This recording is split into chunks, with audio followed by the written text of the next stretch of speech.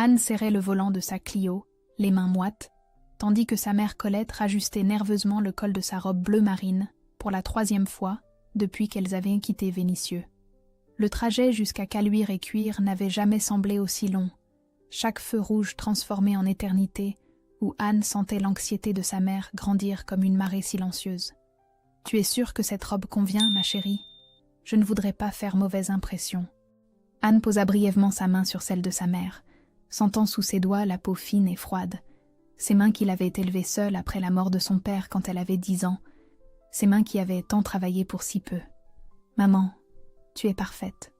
Ne t'inquiète pas. » Mais son propre ventre se nouait à mesure qu'elles approchèrent du quartier résidentiel. 7 ans qu'elle était mariée à Julien, 7 ans de repas de Pâques dans cette maison bourgeoise, et jamais Colette n'avait été invitée. Cette année, Anne avait insisté pendant des semaines, jusqu'à ce que Françoise cède enfin avec ce soupir agacé qu'elle connaissait si bien.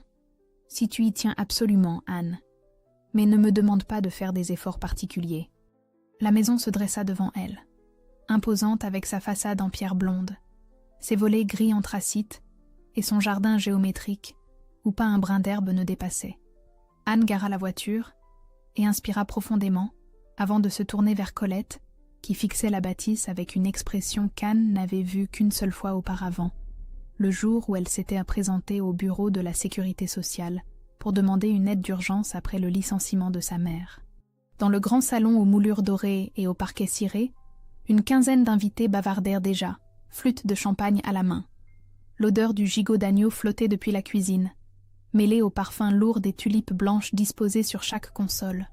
Françoise, élégante dans son tailleur Chanel crème, accueillit Anne d'une double bise mécanique avant que son regard ne glisse sur Colette, s'attardant une fraction de seconde sur cette robe des Galeries Lafayette, soldée à 50 €. « Bonjour » un seul mot. Sec, poli, vide. Pas de bise, pas de sourire, juste ce hochement de tête qu'on réserve aux livreurs. « Bonjour madame, merci de nous recevoir » murmura Colette en baissant légèrement la tête. Ce geste d'excuse permanente que les gens modestes finissent par porter comme une seconde peau. Françoise s'était déjà détournée vers le couple arrivé juste derrière elle, des amis de longue date, qu'elle embrassa chaleureusement, en s'exclamant combien elle était heureuse de les voir. Anne sentit ses joues brûler. Elle prit le bras de sa mère et l'entraîna vers le canapé en cuir, où elles s'assirent en silence. 2 intruses dans un monde qui ne voulait pas d'elles. Julien apparut quelques minutes plus tard, impeccable dans sa chemise blanche repassée et son pantalon de costume. Il embrassa Anne distraitement, salua Colette d'un bref « bonjour », sans la regarder vraiment, puis retourna discuter avec son frère près de la cheminée où crépitait un feu décoratif. Quand Françoise annonça que le déjeuner était servi, Anne chercha les petits cartons calligraphiés qui indiquèrent les places. Le sien se trouvait au milieu de la table ovale, entre Julien et la tante Marguerite. Elle chercha celui de sa mère, et son estomac se tordit quand elle le trouva tout au bout, presque isolé du reste des convives, coincé entre la desserte et l'oncle Henri, qui était sourd d'une oreille, et ne parlait jamais à personne. Colette s'assit sans un mot, les mains crispées sur sa serviette damassée, et Anne dut détourner le regard pour ne pas voir cette expression résignée qu'elle connaissait trop bien.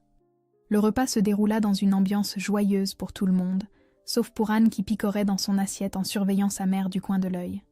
Françoise monopolisait la conversation, racontant ses dernières vacances à Deauville, puis vantant les succès de Julien qui venait de décrocher un gros contrat. « Mon fils est vraiment exceptionnel. Le directeur général lui fait une confiance absolue. » Elle se tourna ensuite vers Anne, avec un sourire en coin. Anne travaille tellement à l'hôpital qu'on ne la voit presque plus. C'est dommage pour un couple, non ? Quelques rires gênés autour de la table. Anne sentit le rouge lui monter au visage. Au bout de la table, Colette mangeait en silence, invisible. Et puis, entre le plat principal et le fromage, Julien se leva. Le silence tomba immédiatement. Tous les regards convergèrent vers lui. Il posa sa serviette sur la table, avec un geste lent, presque solennel, et Anne sentit quelque chose se glacer dans sa poitrine. « Je dois dire quelque chose d'important. » Il se tourna vers Colette, et son visage était celui d'un juge prononçant un verdict. « Colette, avec tout le respect que je te dois, tu n'as pas ta place à cette table. » Tu ne fais pas partie de cette famille. Je pense qu'il est temps d'être honnête là-dessus. » Le silence qui suivit fut absolu, comme si l'oxygène avait été aspiré hors de la pièce. Anne regarda Julien, puis sa mère. Colette était blême, ses lèvres tremblaient, ses mains agrippées à le bord de la table. Mais elle ne dit rien. Elle encaissait cette humiliation avec cette dignité terrible des gens qui ont l'habitude d'être écrasés. Autour de la table, personne ne broncha. Tante Marguerite baissa les yeux. L'oncle Henri fit semblant de ne pas avoir entendu. Les autres fixèrent leurs assiettes. Anne croisa alors le regard de Françoise. Sa belle-mère souriait. Un sourire léger, satisfait, triomphant. Et quelque chose se brisa en Anne. Elle se leva lentement, les jambes tremblantes, mais le regard clair. Tous les visages se tournèrent vers elle. Sans un mot, elle marcha vers sa mère, prit sa main glacée et l'aida à se lever. Puis elle se dirigea vers Julien qui la regardait avec un mélange de surprise et d'amusement condescendant. Anne retira son alliance et la jeta dans son assiette, où elle rebondit contre la porcelaine avec un bruit sec. « Si ma mère n'a pas sa place ici, alors moi non plus. » Elle récupéra leur manteau dans l'entrée et sortit, Colette à ses côtés, sous les regards médusés des 15 convives figés autour de la table. Dans la voiture, Colette éclata enfin en sanglots, ces sanglots qu'elle avait retenus toute sa vie. Anne démarra, les mains serrées sur le volant, le cœur battant si fort qu'elle entendait le sang cogner à ses tempes. 7 ans de mariage venaient de s'effondrer en quelques secondes. Son téléphone vibra. Un message de Julien s'afficha sur l'écran. « Tu viens de faire la plus grosse erreur de ta vie. Reviens avant minuit, ou tu le regretteras. » Anne éteignit son téléphone et accéléra vers Vénissieux. Anne passa la nuit chez sa mère dans le petit appartement de Vénissieux qu'elle connaissait par cœur, cette F3 au 4e étage sans ascenseur où chaque objet racontait une histoire de débrouille et de survie. Colette s'était endormie vers minuit, épuisée par les larmes et les excuses qu'Anne avait dû lui interdire de formuler. Mais Anne, elle, ne pouvait pas fermer l'œil. Assise dans la pénombre du salon, enveloppée dans le vieux plaid écossais qui avait appartenu à son père, elle laissa enfin remonter les souvenirs qu'elle avait enfouis pendant 7 ans. Ce n'était pas une avalanche brutale, plutôt une succession d'images nettes et froides, comme des diapositives qu'on projette une à une dans l'obscurité. Julien corrigeant sa grammaire devant ses collègues lors d'un dîner professionnel, 3 ans plus tôt. On dit « je me suis permis », pas « je me suis permise, chérie ». Il avait ri, les autres aussi. Et Anne avait souri comme si c'était une plaisanterie affectueuse, alors que quelque chose en elle s'était recroquevillé de honte.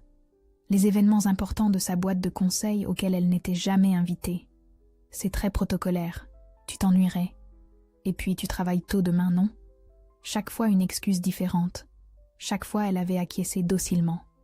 Les remarques de Françoise sur son métier. Toujours enrobée de cette politesse glaciale qui fait plus mal que l'insulte directe. Infirmière, c'est vraiment honorable. Mais ce n'est pas une carrière, disons, stratégique. Pas comme ce que fait Julien, évidemment. Et Julien qui ne disait rien, qui laissait sa mère démolir sa femme méthodiquement, repas après repas. Anne réalisa qu'elle s'était effacée. Petit à petit, année après année, elle avait rétréci jusqu'à devenir l'ombre d'elle-même, cette version acceptable, qui ne dérangeait personne, et surtout pas Julien. À 9h le lendemain matin, elle retourna à l'appartement de la Croix-Rousse. Elle avait besoin de récupérer ses affaires, mais surtout, elle voulait regarder Julien en face, maintenant qu'elle voyait enfin clair. Il était assis à la table de la cuisine, impeccable dans son costume gris, tasse de café fumante à la main, comme si de rien n'était. Quand il leva les yeux vers elle, il esquissa même un sourire. « Tu as fini ton petit spectacle ?» Anne resta immobile dans l'encadrement de la porte. La condescendance dans sa voix, ce ton qu'on emploie avec un enfant capricieux, acheva quelque chose en elle. « Écoute, je comprends, » continua Julien en soupirant. « Tu as voulu défendre ta mère ? C'est touchant. Mais tu as vraiment exagéré. C'était juste un moment de tension. Ça arrive dans toutes les familles. » « Un moment de tension ?» répéta Anne lentement, testant les mots comme si elle les entendait pour la première fois. « Tu l'as humilié devant 15 personnes. » Julien posa sa tasse avec un geste agacé, celui qu'il réservait aux discussions qu'il jugeait inutiles. « Anne, sois réaliste 2 secondes. Ta mère est une femme simple.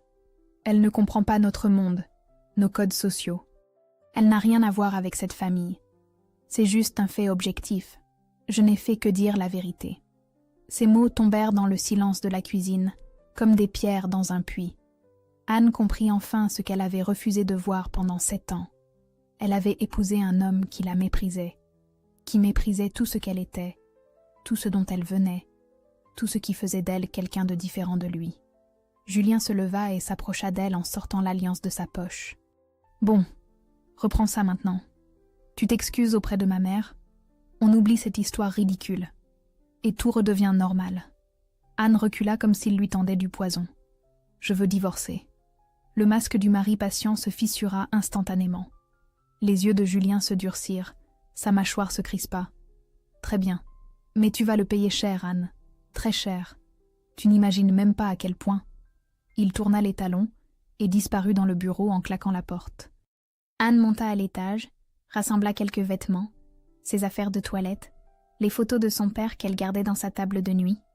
En redescendant, elle passa devant le bureau et la porte entr'ouverte.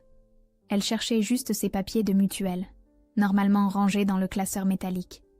Elle ouvrit le premier tiroir et tomba sur un relevé bancaire, leur compte commun, des lignes et des lignes de transactions. Et là, répétés tous les mois comme une litanie, des virements identiques vers le même bénéficiaire. F. Moreau, Françoise Moreau, 800 €, 1000 €, 1200 €, depuis 3 ans. Anne sentit le sol se dérober sous ses pieds. Elle photographia le relevé avec son téléphone, juste au moment où Julien entrait dans la pièce. « Qu'est-ce que tu fais ?»« Je cherche mes papiers de mutuelle, » répondit-elle en cachant son téléphone dans sa poche. « Prends ce que tu veux et va-t'en. » Dans la voiture, Anne agrandit la photo sur son écran. Les virements commençaient exactement il y a 3 ans. 3 ans. Elle se souvint brutalement. À cette époque, Colette avait perdu son emploi de secrétaire après une restructuration. Elle avait traversé 6 mois terribles, cherchant du travail à 58 ans, comptant chaque centime. Anne avait demandé à Julien s'il pouvait l'aider temporairement, juste quelques centaines d'euros par mois. Il avait refusé catégoriquement. « On doit penser à nous, à nos économies pour l'avenir. On ne peut pas sauver tout le monde, Anne. Sois raisonnable. » Pendant qu'il disait ça, pendant que sa mère mangeait des pâtes sans sauce pour économiser, Julien envoyait 1000 € par mois à Françoise. Avec leur argent. Avec son argent à elle. Anne démarra en direction de Vénissieux, les mains tremblant sur le volant, une rage froide lui brûlant la poitrine. Anne roula jusqu'au cabinet de Maître Lefort sans même réfléchir. Une collègue infirmière lui avait donné ce nom 6 mois plus tôt lors d'une pause café, évoquant son propre divorce difficile et cette avocate qui l'avait sauvée. Anne avait noté le numéro machinalement, sans imaginer qu'elle en aurait besoin un jour. Le cabinet se trouvait rue de la République, au 3e étage d'un immeuble haussmannien. Maître Lefort la reçut dans un bureau encombré de dossiers où régnait une odeur de café froid et de papier. C'était une femme d'une 50aine d'années, cheveux gris coupés courts, regard direct et fatigué de quelqu'un qui a trop entendu d'histoires similaires. Anne raconta tout. Le repas de Pâques, l'humiliation de Colette, les virements secrets. Elle montra la photo du relevé bancaire. Maître Lefort l'examina longuement en silence. « Combien gagnez-vous par mois ?»« 2200 € net. Infirmière aux urgences de l'hôpital Édouard Herriot. »« Et votre mari ?»« Autour de 4500, je crois. Il est cadre supérieur dans un cabinet de conseil. » L'avocate prit des notes, puis releva la tête. « Vous étiez marié sous quel régime ?»« La communauté, le régime classique. »« Pas d'enfant ?»« Non. » Maître Lefort retira ses lunettes et se massa l'arête du nez. « Écoutez-moi bien, Anne. Légalement, vous avez droit à la moitié des biens communs. Ces virements vers sa mère, prélevés sur un compte que vous alimentiez aussi avec votre salaire, sans votre consentement, c'est problématique pour lui. On peut s'en servir. » Anne sentit quelque chose se desserrer dans sa poitrine. « Mais, » continua l'avocate d'une voix plus dure, « votre mari a des revenus supérieurs, des contacts, probablement un bon avocat. Il va se battre. Il va contester la valeur de chaque meuble, de chaque bien. Il va faire traîner les procédures. Et il va essayer de vous épuiser. Je m'en fiche. Je veux juste récupérer ce qui m'appartient. Et ne plus jamais le revoir. » Maître Lefort esquissa un sourire fatigué. C'est ce qu'elles disent toutes au début. Mais dans 6 mois, quand vous aurez enchaîné les audiences, les papiers, les nuits blanches, on verra si vous tenez toujours. » Elle se leva et tendit la main à Anne. « Je prends votre dossier. Mais préparez-vous. Ça va être long et ça va faire mal. » En sortant du cabinet, Anne alluma son téléphone qu'elle avait éteint depuis la veille. 15 appels manqués de Julien. 3 messages de Françoise. Elle effaça tout sans lire. Un nouveau message arriva au moment où elle déverrouillait sa voiture. « Julien, encore. Tu veux vraiment faire ça ? Très bien. Mais rappelle-toi que j'ai les moyens de te détruire. Et je n'hésiterai pas. » Anne éteignit de nouveau son téléphone et démarra. En arrivant chez Colette, elle trouva sa mère assise à la table de la cuisine, une tasse de thé froid devant elle, les yeux rouges. « Ma chérie, je suis tellement désolée. Tout ça, c'est ma faute. Si je n'étais pas venue... » Anne s'agenouilla devant sa mère et prit ses mains dans les siennes. « Maman, écoute-moi bien. Rien de tout ça n'est ta faute. Rien. Julien et Françoise ont révélé qui ils sont vraiment. Et moi, j'ai enfin ouvert les yeux. » Colette caressa doucement les cheveux de sa fille, ce geste qu'elle faisait depuis qu'Anne était petite. « Tu es sûre de vouloir divorcer ? C'est un appartement magnifique que tu vas perdre. Une vie confortable. Une cage dorée, maman. J'étais dans une cage dorée et je ne le voyais même plus. Cette nuit-là, allongée sur le canapé du salon de Vénissieux, Anne sentit pour la première fois depuis des années quelque chose qui ressemblait à de la liberté. Une liberté terrifiante, douloureuse, mais réelle. Son téléphone vibra sur la table basse. Elle le ralluma par réflexe. Un message d'un numéro inconnu. « Bonjour Anne. Je m'appelle Sophie. J'ai travaillé avec votre mari il y a quelques années. J'ai entendu parler de votre divorce par une connaissance commune. Je pense que nous devrions nous parler. J'ai des informations sur Julien. Des choses que vous devriez savoir. » Anne fixa l'écran dans l'obscurité. Qui était cette Sophie ? Et qu'est-ce qu'elle savait exactement ? Anne rappela Sophie dès le lendemain matin depuis le parking de l'hôpital, avant sa garde de jour. La voix au bout du fil était posée, prudente, celle de quelqu'un qui a déjà trop parlé dans sa vie et qui mesure désormais chaque mot. « On peut se voir ? Pas au téléphone. C'est trop important. » Elles se donnèrent un rendez-vous le surlendemain dans un café discret, près de la gare de la Part-Dieu. Anne passa ses 48 heures dans un brouillard étrange, enchaînant ses gardes aux urgences comme une automate. Ses collègues remarquèrent son silence inhabituel, ses cernes qui s'approfondissaient, mais personne n'osa poser de questions. Le mercredi après-midi, Anne poussa la porte du café. Sophie était déjà installée au fond de la salle, une femme d'une 40aine d'années aux cheveux courts châtains, habillée sobrement, les traits tirés. Elle se leva à demi quand Anne s'approcha. « Merci d'être venue. » Elles commandèrent 2 cafés que ni l'une ni l'autre ne touchèrent vraiment. Sophie tourna sa cuillère dans sa tasse pendant un long moment, avant de se lancer. « J'ai été chef de projet dans le cabinet où travaille Julien, de 2019 à 2022. Je suis partie brutalement après un conflit avec la direction. » Elle releva les yeux vers Anne. « En réalité, le conflit, c'était avec votre mari. » Anne sentit son cœur accélérer. Sophie continua d'une voix plus basse. « Julien s'appropriait systématiquement le travail de ses subordonnés, surtout celui des femmes. Il prenait nos idées en réunion sans jamais nous créditer. Quand on protestait, il nous discréditait auprès de la hiérarchie. Elle est fragile en ce moment. Elle ne supporte pas la pression. Ce genre de phrase assassine. » Anne reconnaissait ce ton, cette manière qu'avait Julien de démolir quelqu'un avec des mots en apparence neutres. « J'ai fini par craquer après qu'il ait présenté mon dossier stratégique comme le sien devant le directeur général. J'ai menacé de porter plainte en interne pour harcèlement moral. » Sophie marqua une pause, ses doigts se crispant autour de sa tasse. C'est là que Françoise est intervenue. Anne sursauta. « Ma belle-mère ? Elle connaît très bien le DG. Ils ont fait HEC ensemble dans les années 80. Elle a arrangé mon départ.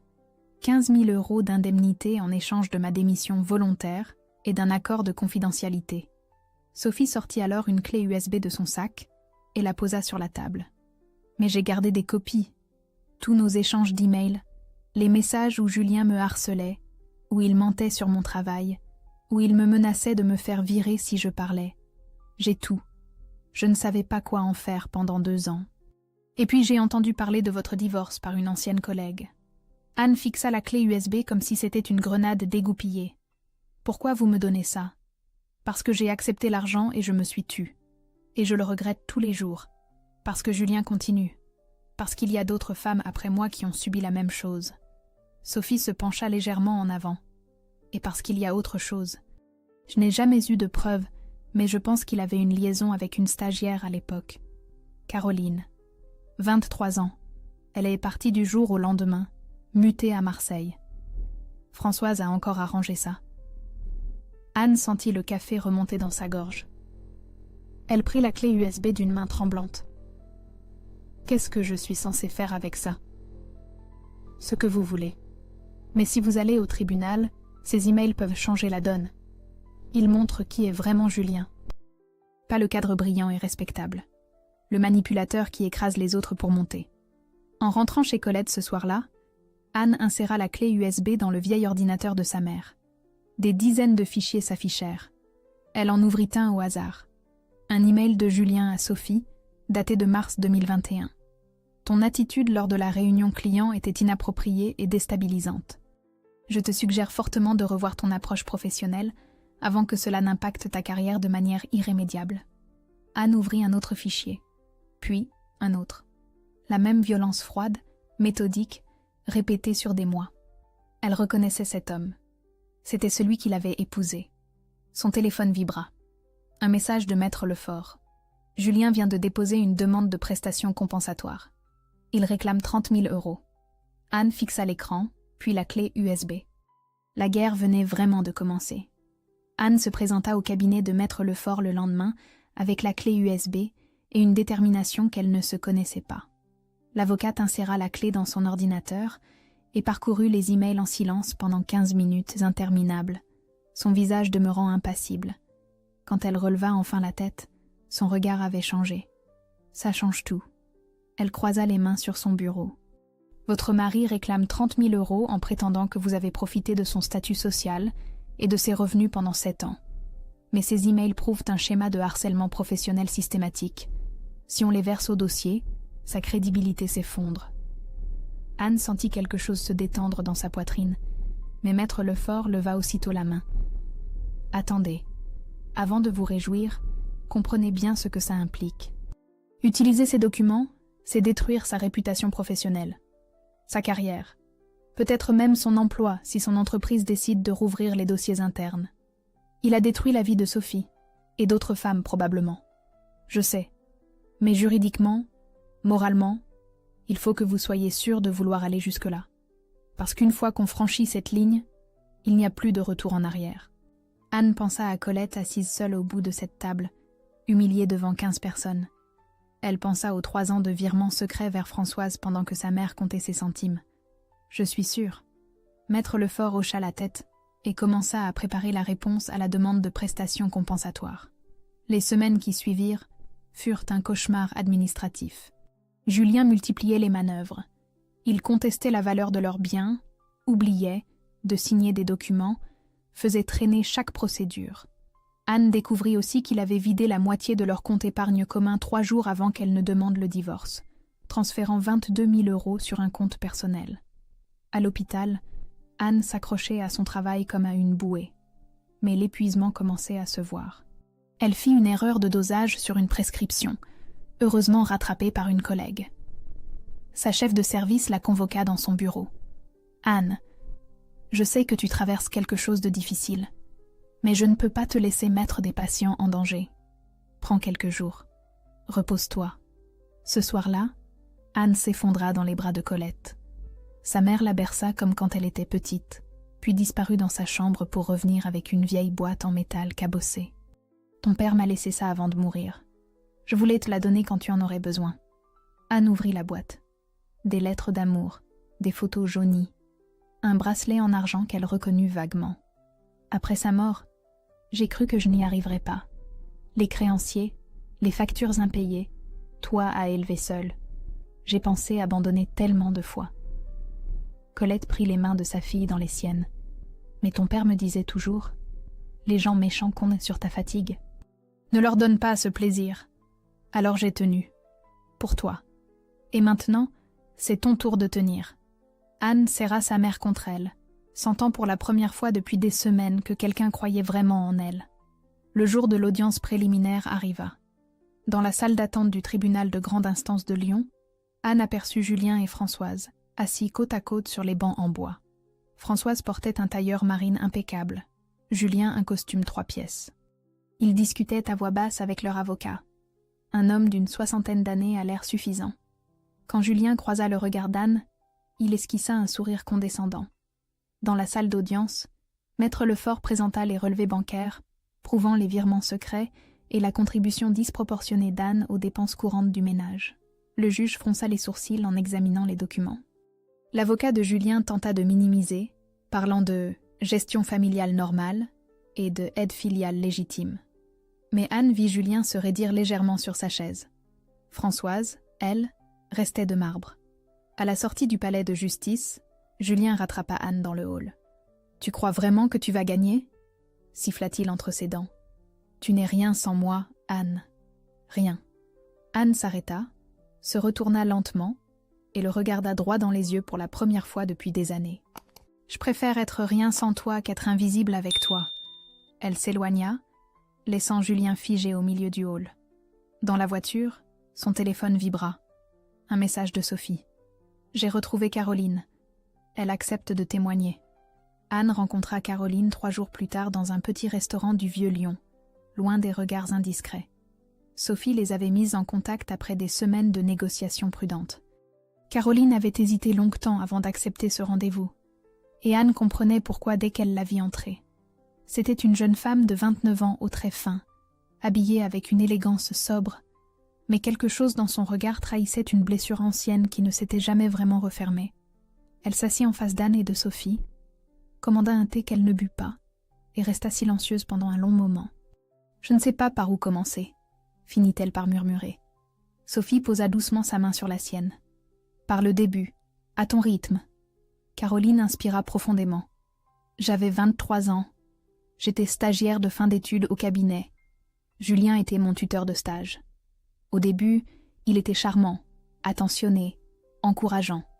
Il me disait que j'avais un potentiel exceptionnel, que je pourrais avoir une belle carrière. » Sa voix se fit plus basse.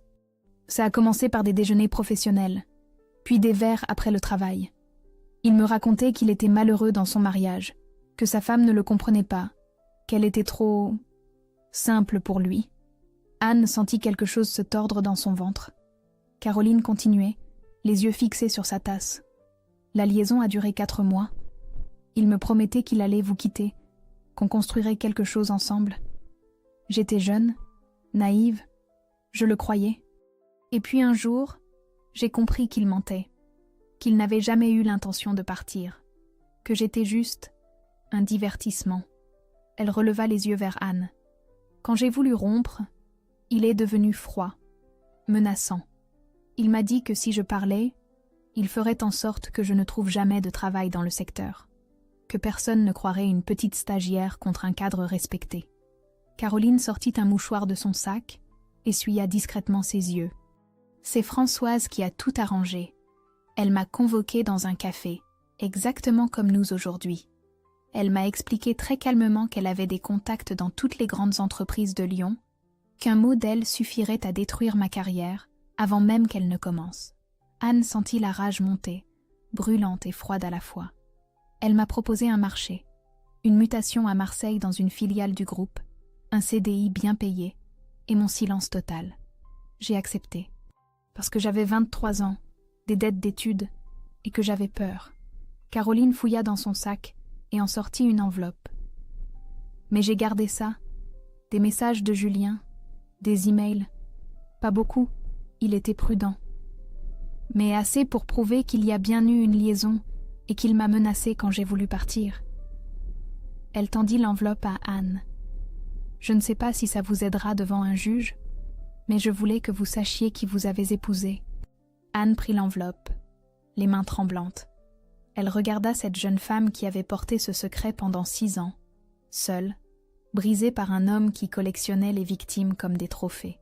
« Merci, je sais ce que ça vous coûte de parler. » Caroline esquissa un sourire triste. « Vous savez ce qui me fait le plus mal ? c'est que personne ne l'a jamais arrêté. Sophie, moi, et probablement d'autres. On a toutes accepté l'argent et on s'est tu. Et pendant ce temps, il a continué sa vie comme si de rien n'était.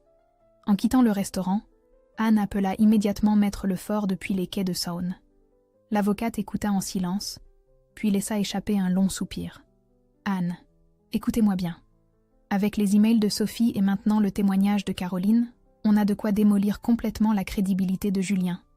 Mais ça signifie aussi exposer publiquement sa vie privée. Un adultère vieux de 6 ans. Des menaces. Du harcèlement. Je m'en fiche. Vous dites ça maintenant. Mais quand vous serez assise dans cette salle d'audience et que tout sera étalé au grand jour, quand vous verrez sa carrière s'effondrer, vous vous demanderez peut-être si ça vaut le coup. » Anne pensa à Colette au bout de cette table. Elle pensa à Sophie qui regrettait son silence. Elle pensa à Caroline qui avait 23 ans et toute la vie devant elle quand Julien l'avait brisée. Ça vaut le coup. Cette nuit-là, Anne ouvrit l'enveloppe de Caroline. Les messages de Julien étalés sur la table de la cuisine de Colette racontèrent l'histoire d'un prédateur méthodique. Des promesses d'amour au début, puis des menaces à peine voilées quand Caroline avait voulu partir. « Tu sais que je peux détruire ta carrière avant même qu'elle commence. Réfléchis bien. » Anne referma l'enveloppe et la rangea soigneusement. Elle savait maintenant qui elle affrontait. Et elle n'avait plus peur. Le procès fut fixé pour un mardi matin de mai, dans une salle d'audience du tribunal de grande instance, qui sentait le bois ciré et le papier ancien. Anne arriva avec Maître Lefort et Colette, qui avaient insisté pour l'accompagner, malgré les protestations de sa fille. « Je veux être là. Pour toi. Comme tu as été là pour moi. » Julien et Françoise étaient déjà installés au premier rang avec leur avocat. Françoise portait un tailleur gris perle, ses cheveux impeccablement coiffés, son visage une façade de marbre poli. Julien, lui, semblait tendu pour la première fois depuis le début de la procédure.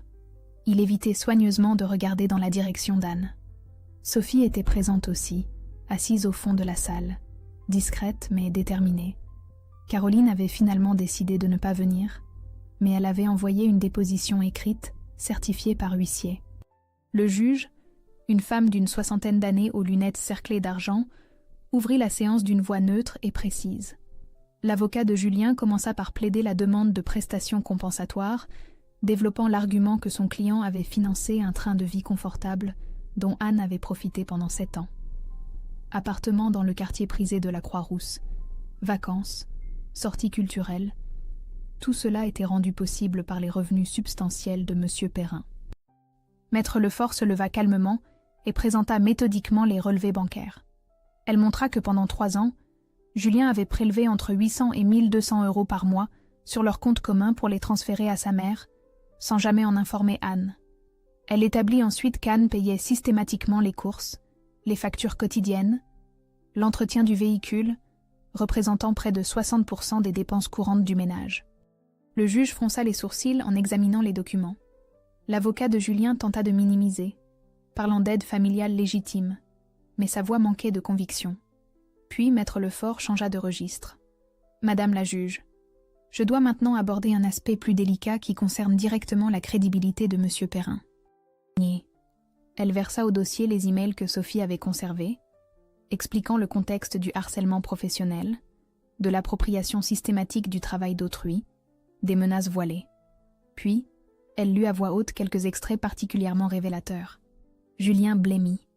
Son avocat se pencha vers lui, chuchotant furieusement. Maître Lefort enchaîna avec la déposition de Caroline, détaillant la liaison, les promesses mensongères, les menaces quand la jeune femme avait voulu rompre, l'intervention de Françoise pour acheter son silence. Le silence dans la salle était devenu pesant, presque suffocant. Le juge posa ses lunettes sur le bureau et regarda Julien directement. « Monsieur Perrin, souhaitez-vous répondre à ces accusations ?» Julien se leva, le visage défait. Il ouvrit la bouche, la referma, cherchant ses mots. Pour la première fois depuis qu'Anne le connaissait, il semblait désarmé, privé de cette assurance qui le caractérisait. Ces emails sont sortis de leur contexte. J'étais sous pression professionnelle. Quant à mademoiselle Dumas, c'était une erreur de jeunesse. Mais je n'ai jamais menacé personne. Sa voix manquait de force. Même lui ne semblait pas croire à ce qu'il disait. Le juge prit des notes en silence, puis leva la séance pour délibérer. Dans le couloir, Anne vit Françoise s'éloigner rapidement vers les ascenseurs, le dos raide, refusant de regarder quiconque. Julien resta seul avec son avocat, le visage entre les mains. La délibération dura moins d'1 heure. Quand le juge rendit sa décision, sa voix était claire et ferme. Divorce prononcé aux torts exclusifs de M. Perrin. Partage équitable des biens communs, y compris l'appartement qui reviendra à Madame Moreau moyennant le versement d'une soulte. Aucune prestation compensatoire ne sera accordée. Les frais de justice seront à la charge de M. Perrin. Anne sentit les jambes de Colette trembler à côté d'elle.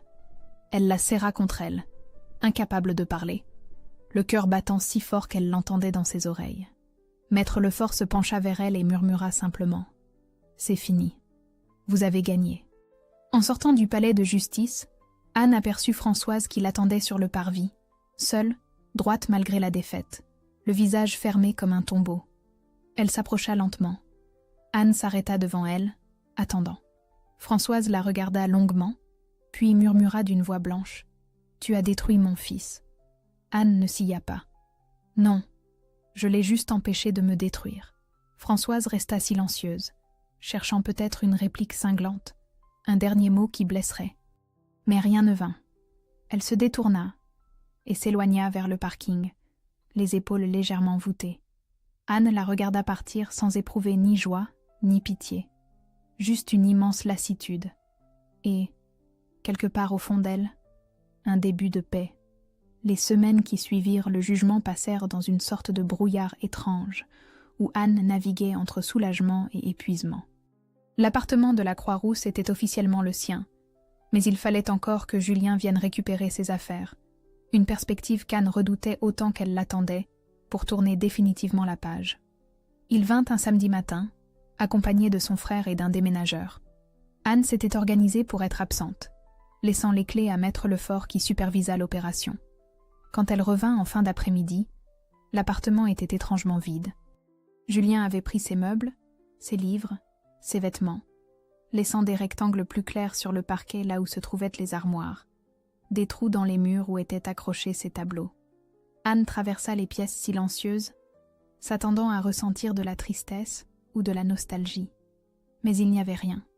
Juste le constat neutre que cet endroit n'avait jamais vraiment été le sien.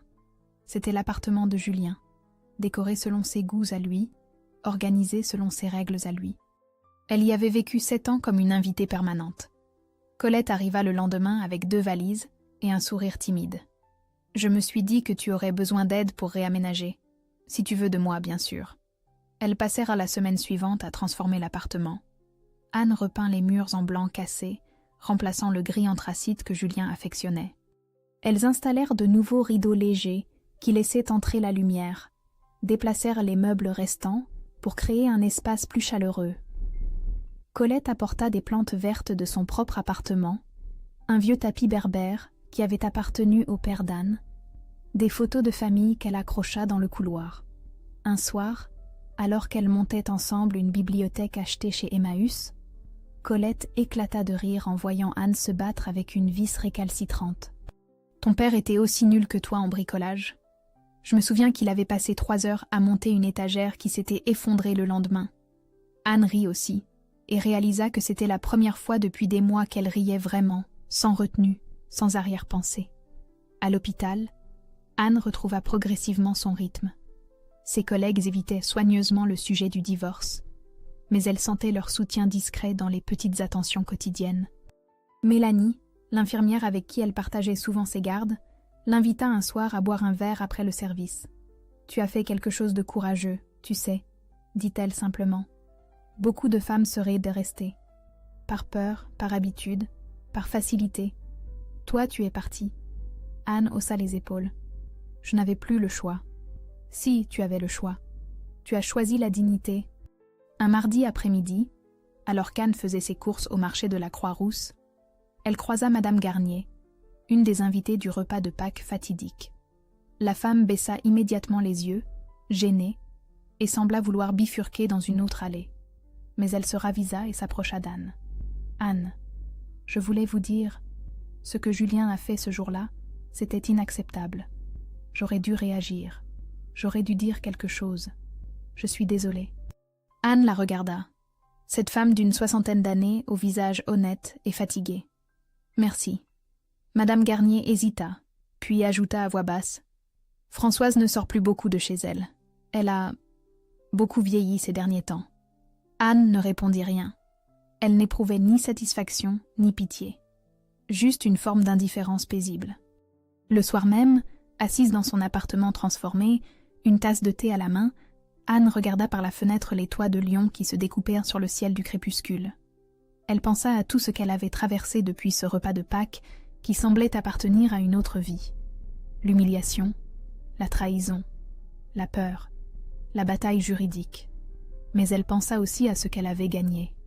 Sa dignité retrouvée, sa liberté, sa mère à ses côtés, le respect d'elle-même. Elle se leva et se regarda dans le miroir de l'entrée, celui qu'elle avait acheté la semaine précédente, pour remplacer celui que Julien avait emporté. Elle murmura doucement « Je suis Anne. » Et ça me suffit. Elle envoya un message à Colette, qui était rentrée à Vénissieux pour la nuit. « Merci de m'avoir appris à me battre. Je t'aime. » La réponse arriva quelques secondes plus tard. « Tu l'as toujours su, ma chérie. Tu avais juste oublié. » Anne sourit, éteignit son téléphone et s'installa sur le canapé avec un livre qu'elle voulait lire depuis des mois. Pour la première fois depuis longtemps, elle se sentait en paix. 6 mois passèrent comme une lente convalescence après une longue maladie. Anne reprit ses gardes à l'hôpital avec une énergie nouvelle, s'investit davantage dans son service, accepta même de former les nouvelles recrues. Sa chef lui proposa une spécialisation en soins intensifs qu'elle accepta sans hésiter. « Tu mérites cette chance, Anne.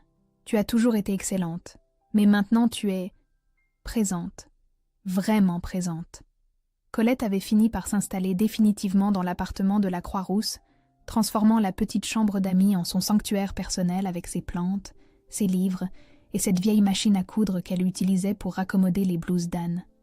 Elles avaient trouvé un équilibre paisible, fait de dîners partagés, de balades dominicales au parc de la Tête d'Or, de silence confortable où rien n'avait besoin d'être dit.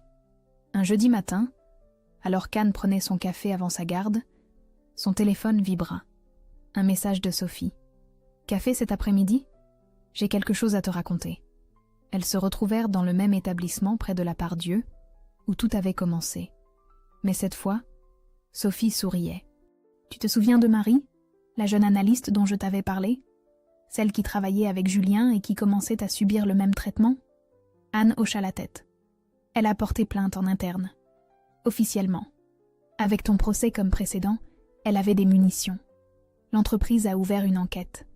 3 autres femmes se sont manifestées. Julien a été mis à pied le mois dernier. » Sophie marqua une pause, ses yeux brillants.